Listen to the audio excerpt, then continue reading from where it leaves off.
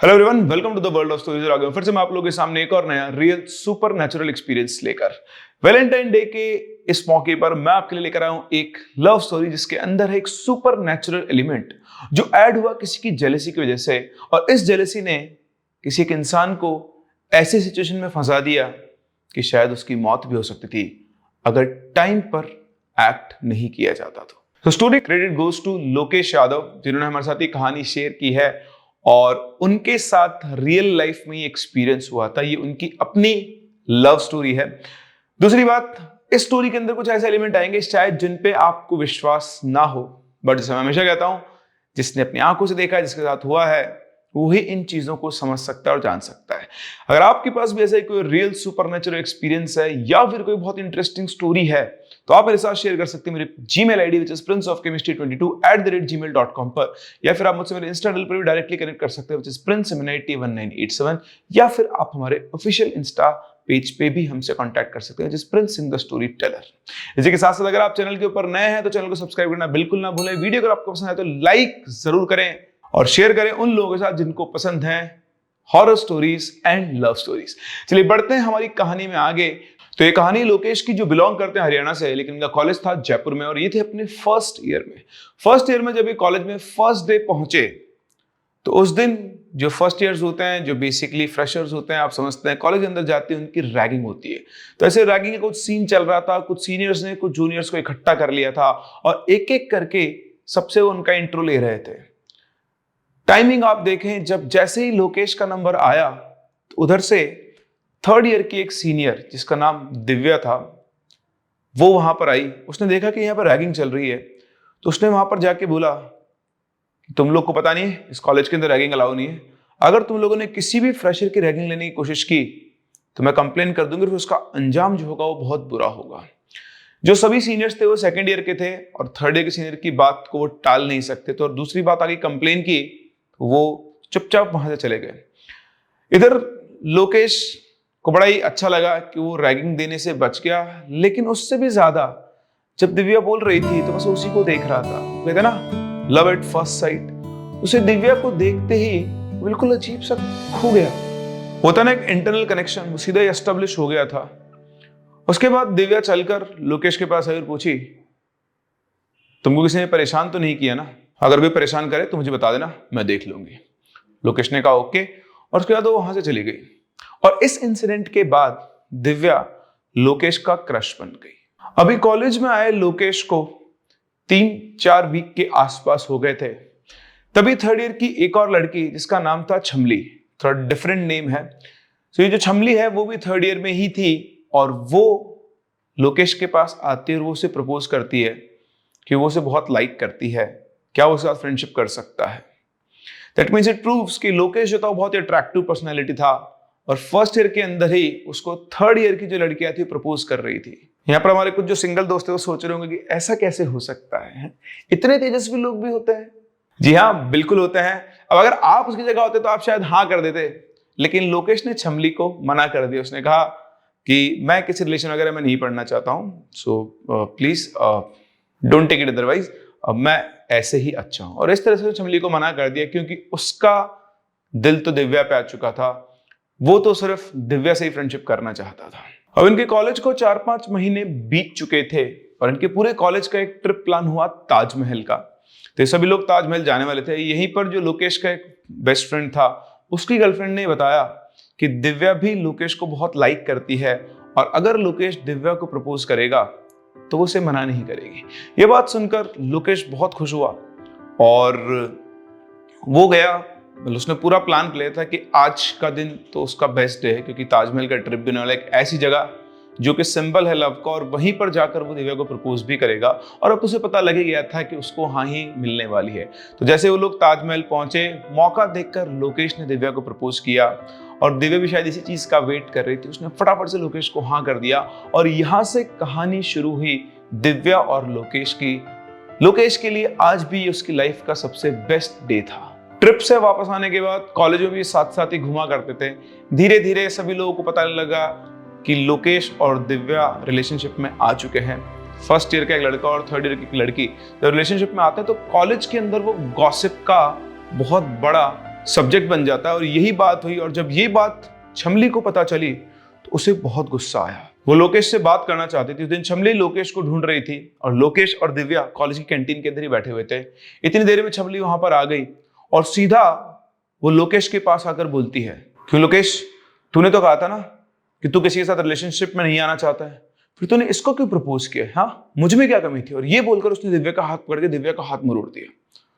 और जैसे ने दिव्या का हाथ मोड़ा, दिव्या बहुत तेज दर्द में चिल्लाई और इतना देखते लोकेश गुस्सा, और उसने दिव्या का हाथ छुड़ाकर छमली को खींच के एक थप्पड़ मार दिया। और थप्पड़ मारते ही छमली रोने लगी और थप्पड़ की आवाज सुनकर कैंटीन में जितने भी लोग थे वो सब इनकी तरफ देखने लगे। छमली अपने आप को बहुत ज्यादा ह्यूमिलेटेड फील कर रही थी। वो रोते रोते उसकी आंखें गुस्से में बिल्कुल लाल हो गई और लोकेश की तरफ देखकर वो बोली, तेरे तो इतने बुरे दिन आएंगे ना कि तुझे कोई बचा नहीं पाएगा, और ये इसकी तो मैं ऐसी हालत कर दूंगी कि तू देख कर भी इसको रोएगा। इतना कहकर छमली वहां से चली गई। लोकेश ने उसकी बात पे ध्यान नहीं दिया। उसने दिव्या को संभाला, उसे चुप कराया। सबकी इतनी आवाज सुनकर जो कैंटीन चलाने वाले भैया थे वो भागकर वहां पर आए। उन्होंने पूछा, लोकेश से क्या हुआ? ये छमली इतना चिल्ला क्यों रही थी? तो लोकेश ने उनको सारा इंसिडेंट बताया। तो कैंटीन वाला बोलता है कि भैया बहुत बढ़िया कि आपने, है ना, ये हर किसी से ऐसे ही लड़ती फिरती रहती है, एक बार तो उसको सबक सिखाना बहुत जरूरी था। बात यहीं पे रफा दफा हो गई, सब लोग वहां चले गए। और उसके बाद छमली जो थी वो बहुत ज्यादा लोकेश को वहां पे दिखाई नहीं देती थी।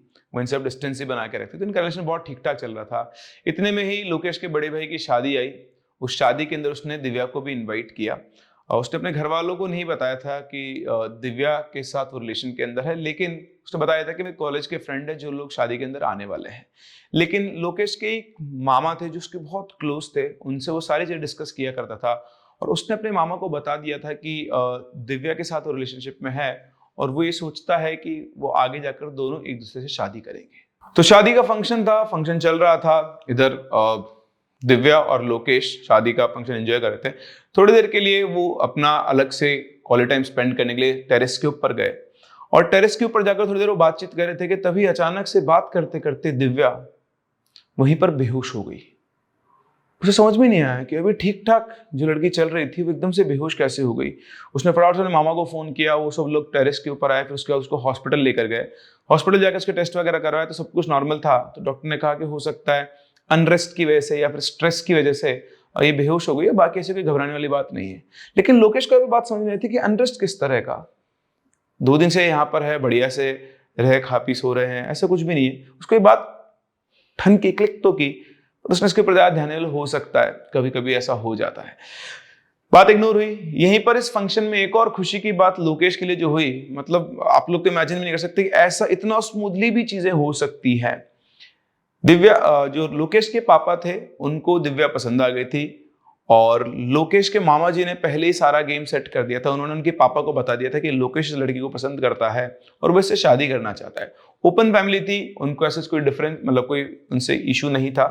तो जैसे ही दिव्या के पापा शादी के फंक्शन के बाद उसको लेने आए तो लगे हाथ दोनों फैमिलीज ने, मतलब इनके पापा ने बात इनिशिएट की और उनकी फैमिली ने भी शादी का जो प्रपोजल था वो एक्सेप्ट कर लिया कि ठीक है भाई, जब दोनों बच्चे राजी हैं तो हमें इस चीज से कोई दिक्कत नहीं है। तो इस तरह से लोकेश और दिव्या की कहानी बहुत ही स्मूथली चल रही थी। अब धीरे धीरे और टाइम गुजरा, क्योंकि दिव्या 3rd ईयर में थी, उसका ये फाइनल ईयर था और पास होकर उसको अब जॉब के लिए जाना था। तो उसकी जॉब लगी गुड़गांव में। लोकेश जो कि अब 2nd ईयर में आ गया था और दिव्या कॉलेज से पास आउट हो गई थी, अब वो पहले की तरह साथ में नहीं रह सकते थे क्योंकि उसे अपना कॉलेज कंप्लीट करना था और दिव्या को जाकर करनी थी जॉब। तो अब बस ये फोन पर ही बातचीत करते थे। जो उनकी क्लोजनेस थी वो अब डिस्टेंस में बदल गई थी और ये एक तरह का लॉन्ग डिस्टेंस रिलेशनशिप बन गया था। लेकिन उससे इनके बीच का जो रिलेशन था, जो अफेक्शन था, उसके बीच में कोई डिफरेंस नहीं आया था। ये अब भी फोन पर रोजाना बात किया करते थे। लेकिन कुछ दिनों के बाद 2 दिन तक दिव्या का कोई कॉल नहीं आया। लोकेश को लगा कि हो सकता है वो काम के अंदर बिजी हो इसलिए फोन नहीं कर रही हो। फिर दूसरे दिन 2 दिन के बाद उसने कॉल किया तो उसने कॉल पिक नहीं किया। वो लगातार उसे कॉल कर रहा था, वो कॉल पिक नहीं कर रहे थे। 3 दिन, 4 दिन, 5 दिन, जब पूरा हफ्ता ऐसे ही गुजर गया तो उसे कुछ ठीक नहीं लगा। उसने उसके घर पे फोन किया और उसके फादर से पूछा तो उन्होंने बताया कि हाँ बेटा, हमारी भी अभी 4-5 दिन पहले ही बात हुई थी, उसके बाद दोबारा उससे बात नहीं हुई है और हो सकता है वो काम के अंदर बिजी हो, शायद इसलिए फोन नहीं कर पा रही है। लेकिन लोकेश को कुछ ठीक नहीं लग रहा था। उसने डिसाइड किया कि वो गुड़गांव जाकर चेक करेगा कि सब कुछ ठीक तो है ना। आप समझ सकते हैं, एक इनसिक्योरिटी भी इंसान को होती है। तो उसने प्लान किया कि नेक्स्ट डे ही वो गुड़गांव जाएगा। तो वहां से सीधा निकला और पहुंचा दिव्या के फ्लैट पे। उसने उसके जो फ्लैट पे उसकी डोरबेल बजाई, 3-4 बार डोरबेल बजाने के बाद भी कोई जब बाहर नहीं आया तो उसने ऐसे ही बस गेट का लॉक खोला तो गेट खुला हुआ ही था। वो खुला हुआ गेट अंदर गया तो सामने वाले जो अंदर घुसने वाला एक रूम था, उस रूम के अंदर उसने देखा तो बेड के ऊपर दिव्या बिल्कुल ऐसे फोल्ड होके लेटी हुई है। उसने जाकर उसको जगाया तो देखा उस बिल्कुल बेहोश से पड़ी हुई है, उसको कोई सुध-बुध नहीं है। उसने 2-3 बार उसे जगाया बट वो आंखें तक नहीं खुल रही थी। उसको देखकर लोकेश बुरी तरह घबरा गया और बहुत तेज चिल्लाया, और उसकी चिल्लाने की आवाज सुनकर आसपास के जो फ्लैट के लोग हैं वो सब भागते हुए अंदर आए।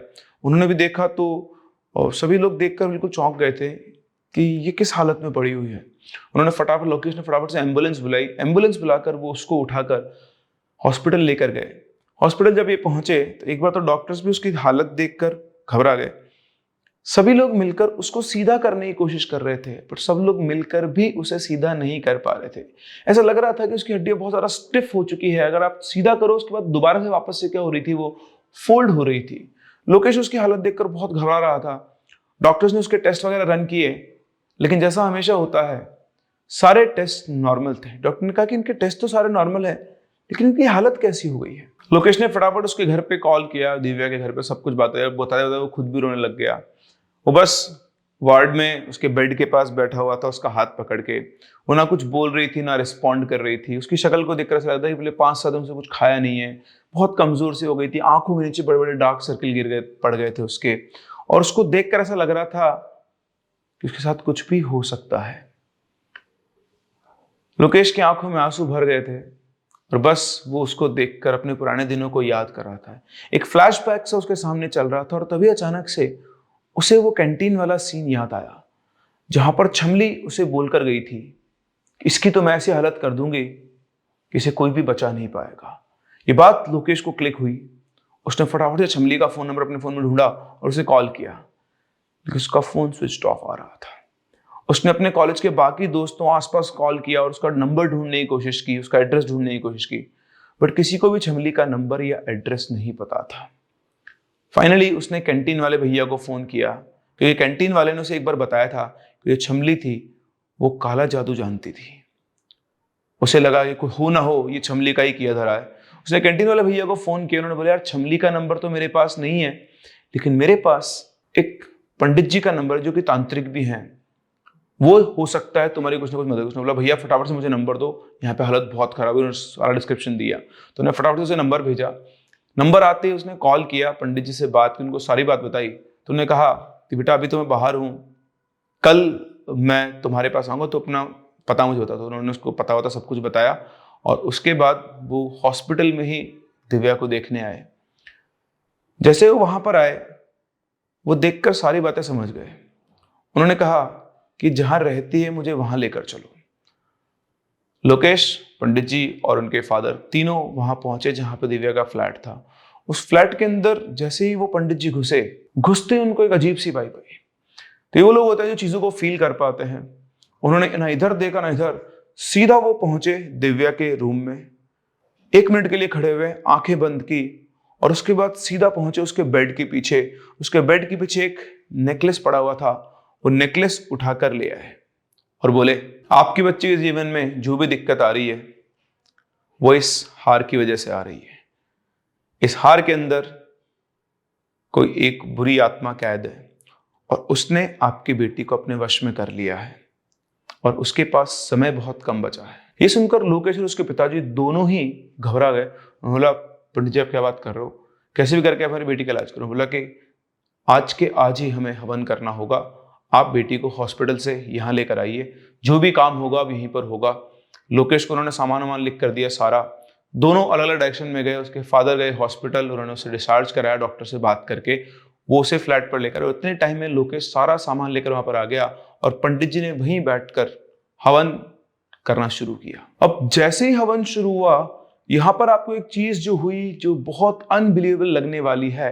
जैसा मुझे डिस्क्राइब किया गया एग्जैक्टली वैसा ही मैं आपको यहां पर बता रहा हूं। तो जैसे ही हवन शुरू हुआ, पंडित जी ने मंत्र वगैरह बोलना शुरू किए, तभी अचानक से दिव्या के शरीर ने आग पकड़ ली और उस आग की वजह से वो पूरी तरह से चिल्लाने लगी। उसको देखकर लोग उस तरफ भागा तो पंडित जी उसको रोक दिया। बैठ जाओ। और फिर उन्होंने दोबारा मंत्र पढ़ना शुरू किया तो उनकी आंखों के सामने वो आग वापस से बुझ गई।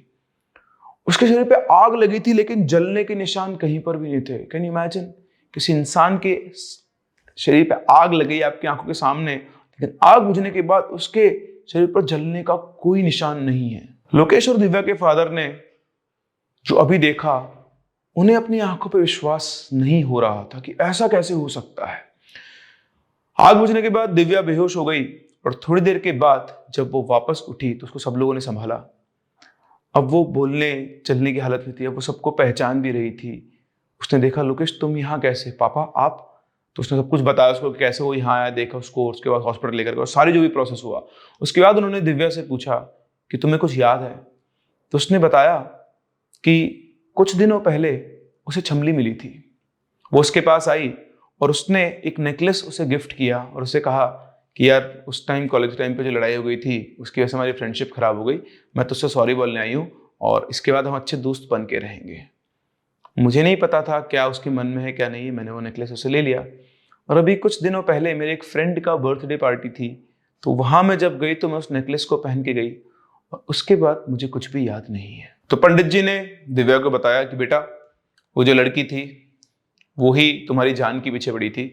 इस नेकलेस में उसने एक काला जादू किया था और उसकी वजह से तुम उस आत्मा के वश में आ गई थी। और अगर लोकेश सही टाइम पर नहीं आता तो तुम्हारी जान भी जा सकती थी। और इस तरह से लोकेश ने दिव्या को बचा लिया। अगर लोकेश टाइम पर नहीं पहुंचता, अगर लोकेश इस चीज को अपने ईगो पे ले लेता, एक परसेप्शन बना लेता कि अगर वो मुझसे बात नहीं करे तो मैं भी उससे क्यों बात करूं, तो शायद वो दिव्या को हमेशा के लिए खो देता। लेकिन उसे उसके ऊपर पूरा भरोसा था और उसे पक्का पता था, उसे इंट्यूशन आ रहे थे कि कहीं ना कहीं कुछ ना कुछ गलत है। इसलिए बिना कुछ सोचे समझे वो सीधा पहुंचा दिव्या के घर और उसको बचाने में वो सफल रहा।